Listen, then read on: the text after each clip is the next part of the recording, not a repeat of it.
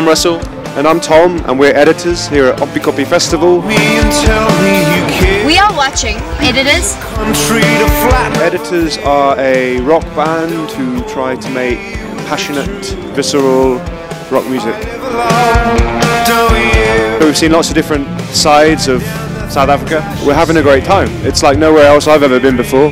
I don't know about you. I mean, obviously Cape Town was like just beautiful, kind of green, and the beaches and the sea, and then coming up here feels like we're in Africa more, you know. And driving up was, I'll never forget it. So, and we're staying on like a game reserve, so there's elephants outside where we're sleeping, which isn't usual for us. The world looks so ridiculous to me.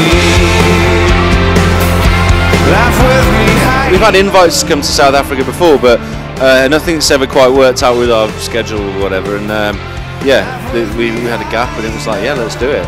And then the more that the time that we spent here, people have just talked about it all the time. So it's nice to be here. Yeah. I think also knowing that it's in its 20th year, am I right? That speaks a lot to us. You know, there's so many. We see so many festivals come and go, and something that has a history. It's a reason it has a history, because it means something to people. Live! Oppikoppi! I love Oppikoppi. Oppikoppi! An Editors live show. I think we've always tried to throw ourselves into the performance. It's not necessarily about playing every note perfectly. It's more kind of trying to reach that kind of moment of connection with the audience. But the music we make, you know, is, compared to what's going on in the background of most things, it's quite dark and serious at the same time. So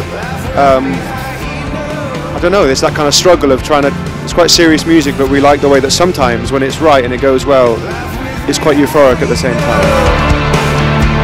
We tried to make the record with Chris for quite a long time.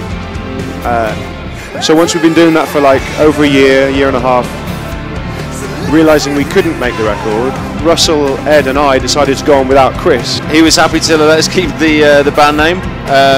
It was the three of us, and yeah, we felt like we'd started on a bunch of songs that would form this record.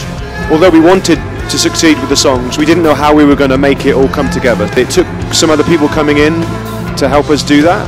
It is a departure, you know. Justin's a very different guitar player.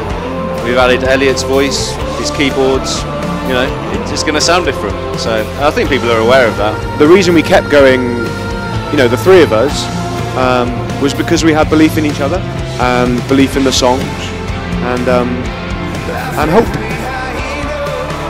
Castle Lager, it tastes like a good standard lager. You know, you get them across the world. I'll watch a football game with it.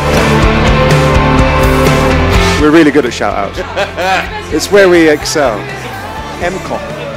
Well, MCOC. Okay, we'll just call it MCOC. You're watching, listening, being exposed to MCOC.